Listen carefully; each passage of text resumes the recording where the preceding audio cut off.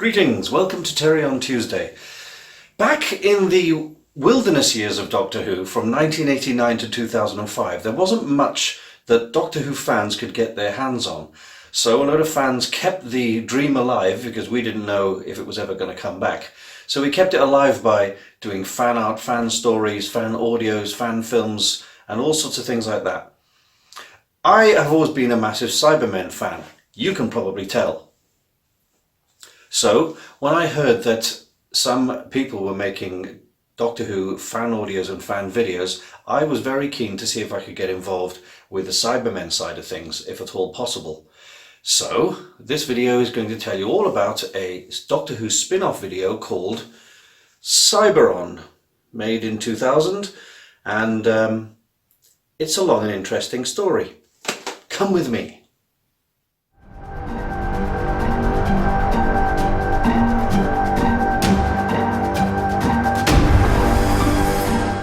After the original series of Doctor Who ended in 1989, several independent productions sprang up to fill the gap with unofficial Who-based fan productions. BBV were one such production company set up in 1991 by Bill Baggs. They made dramas based on or inspired by Doctor Who, using many members of the cast and crew from the series. The productions were high quality for the time, considering the low budgets involved. After the successful Auton trilogy, there were rumours that BBV would be doing a story called Cyber War. I got in contact with BBV around 1998 to send some drawings in, hoping to get the job of designing the Cybermen for this new production. It was unlikely that the BBC would grant a licence to use the Cybermen for these unofficial projects, so the Cyberons were invented, very similar in all but name. The Cyberons came about in 1998 in the following audio productions: Cyber Hunt by Martin Peterson, directed by Nicholas Briggs; The Wanderer, Cyber War, also by Martin Peterson; and later, Cybergeddon, written and directed by Paul Ebbs. An interesting note is that Martin Peterson, who wrote the first two, was in fact Nicholas Briggs. When I heard back from Bill Baggs, he told me that his story was going to feature the Cyberons as created in Cyber Hunt, and he needed a new look for them.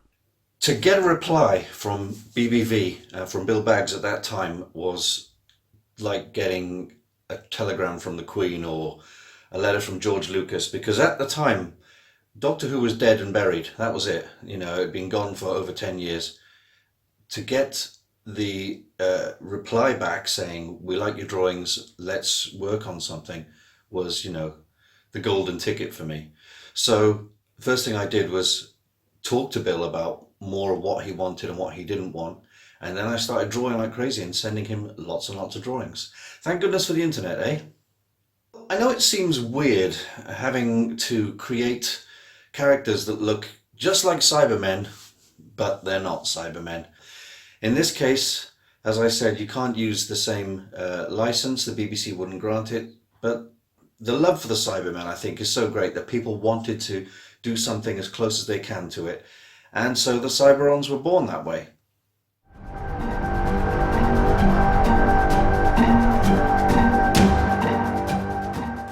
If there's one thing I draw more than anything else, it's Cybermen. For me, they're my favourite of all the monsters in Doctor Who, yes, even topping the Daleks, so I draw them a lot, even to this day.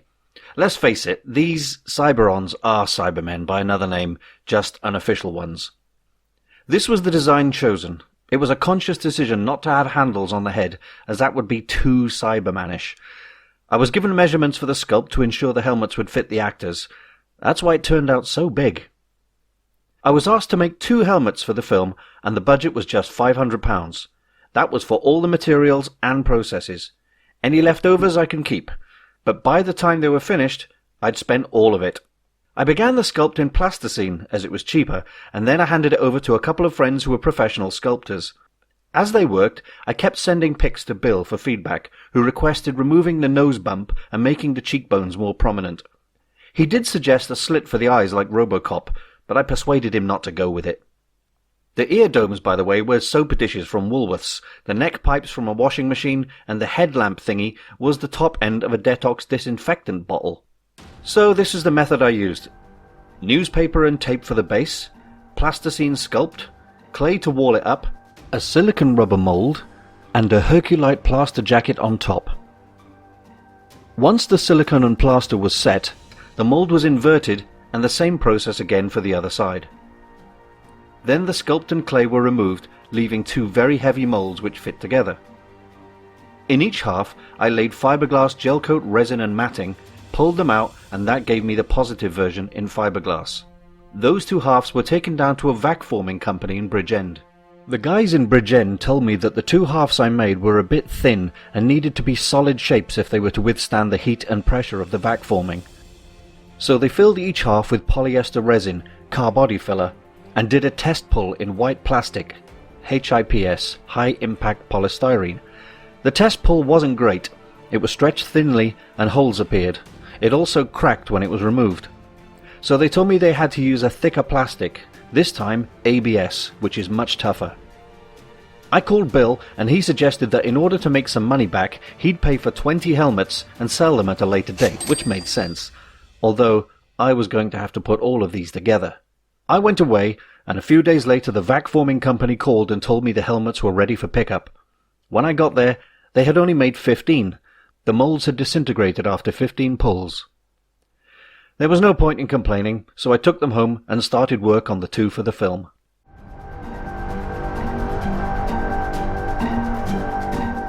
The next 2 weeks were frantic activity.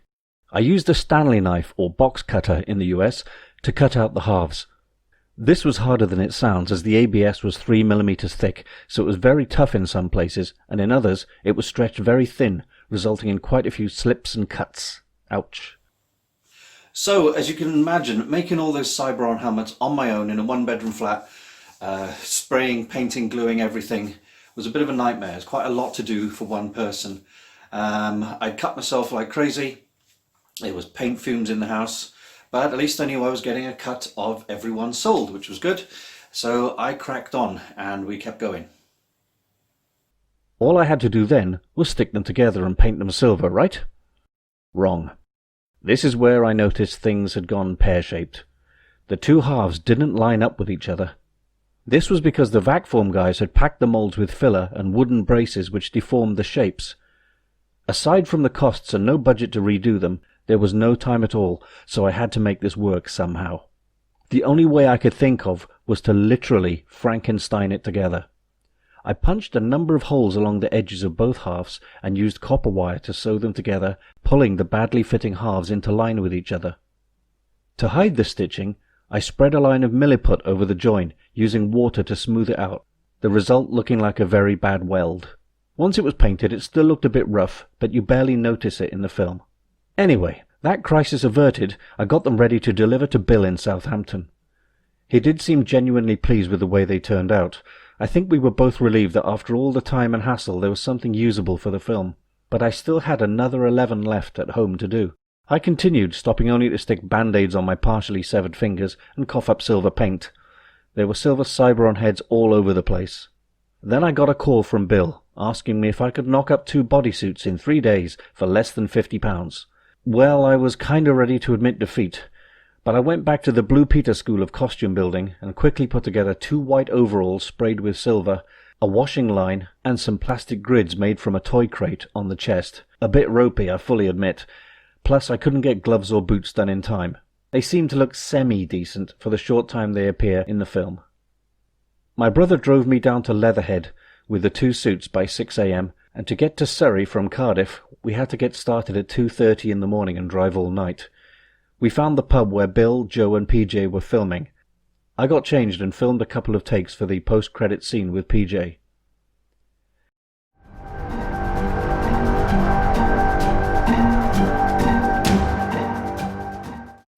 Actually, the filming I did there was probably the first time I'd ever done anything on film. It was long before I ever did any extra work or any proper acting. I only had like 2 lines, and even then I was terrified I'd forget what I was saying. But it was a really good day. It was good fun. My brother and Craig got in on the action as well, just, you know, doing the rhubarb in the background. So that was fun. So I wish I could have stayed longer, but we were miles away. So we all went home and I carried on with finishing these 11 cyberheads. Got them all done, and once again, about a week later, drove down to Southampton this time to drop them off to Bill. Bill seemed really happy with them, and said, don't worry, you'll get a cut of every one sold. Some were going to the Who shop in London, some were going to the States, where he's got a big fan base. Needless to say, that didn't happen. I waited and waited and waited, made a few phone calls and a few emails, and it turns out Bill told me that they didn't sell, and the ones that went to the States got damaged in transit and couldn't be sold anyway. So all of that for nothing. I was out of pocket. So that ends my connection to the Cyberon movie. But now, 20 years later, I had a message on Facebook from a young guy who wants to make a Cyberon fan film. And he asked me if I still had the molds. It's like, wow, 20 years ago, no chance, they're all gone. So he asked me if I could make him some Cyberon heads. And again, knowing the problems involved with low budget filmmaking, there was no way I could charge the guy a fortune to make these, to resculpt them, remold them, and go through the entire process again. But now with modern technology, I suggested, why don't you get them 3D printed? So I decided to hook him up with a friend of mine, Orrin Hitchens, who does 3D CGI modeling and 3D printing. And he recently made me the M25 head, which is my own character from Kangazang, which is a wearable costume, completely 3D printed. And as you can see, it's made in a load of different parts, and I finished it off myself. So this would probably be the cheaper and easier way to get some Cyberon heads done. And they're in progress. Here's what they look like. I'm really happy with the way they look. I've had no input apart from sending my original drawings and sketches of the Cyberons over to Orrin and to James to do that. I've given them my blessing to use the designs, even though technically I don't own the Cyberon characters. I don't know what it is, whether it's in public domain or Nick Briggs or whoever. But this is a fan film, just like a Doctor Who or a Star Wars fan film. And I really like the way Orrin has updated them, made them look nicer. Anybody would look at these and go, wow, 10 times better than the 2000 Cyberons. But like I say, it was a learning curve for me. You do your best with what you've got, what skills you have, what technology you've got your hands on, and what you can afford. I really enjoyed it, and I will do another video at some point to update you as to what's happening with the Cyberon fan film. I'm still willing to help out in any way, so I wish James all the best with his film, and I look forward to seeing a new generation of Cyberons on video coming up.